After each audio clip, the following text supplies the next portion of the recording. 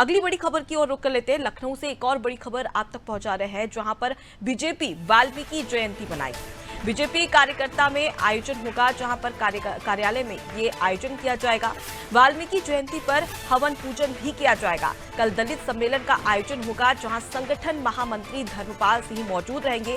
प्रदेश संगठन के पदाधिकारी भी इस दौरान मौजूद रहने वाले हैं। तो बीजेपी की ओर से वाल्मीकि जयंती मनाई जाएगी, इसको लेकर तैयारियां भी की जा रही है, जहां बीजेपी कार्यालय में ये आयोजन होने वाला है। चलिए सीधे रुक कर लेते हैं। हमारे साथ में लगातार हमारे संवाददाता विभांशु जुड़े हुए हैं। विभांशु, बीजेपी वाल्मीकि जयंती मना रही है और इसी के चलते एक बड़ा आयोजन भी किया जा रहा है, जहां पर तमाम तैयारियों को लेकर किस प्रकार की जानकारी सामने आ रही है? बिल्कुल, 2024 के लोकसभा चुनाव तैयारियों में भारतीय जनता पार्टी लगातार कहीं न कहीं अपने कार्यक्रम अभियान के माध्यम से आम जनमानस के बीच जा रही है, तो कार्यक्रम के माध्यम से संदेश भी दे रही है।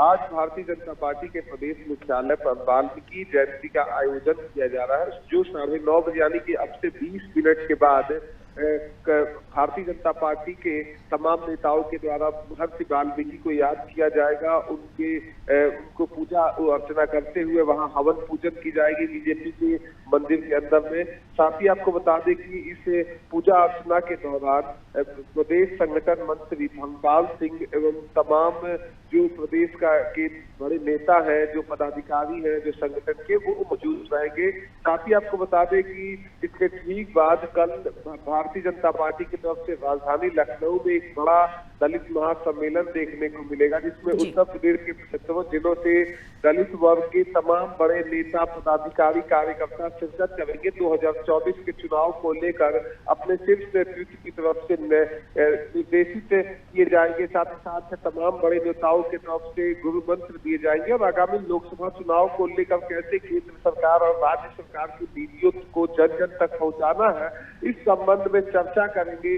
साथ ही आने वाले दिनों में लोकसभा चुनाव है, इसको देखते हुए तमाम बड़े नेताओं का कहीं ना कहीं जनसभा होगा, कार्यक्रम होगा, उसको कैसे सफल बनाएंगे, तमाम विषयों में कहीं ना कहीं कल राजधानी लखनऊ में दलित सम्मेलन के माध्यम से अपने दलित जो तमाम पदाधिकारी हैं उनको भारतीय जनता पार्टी मंच से निर्देशित करते हुए आएगी।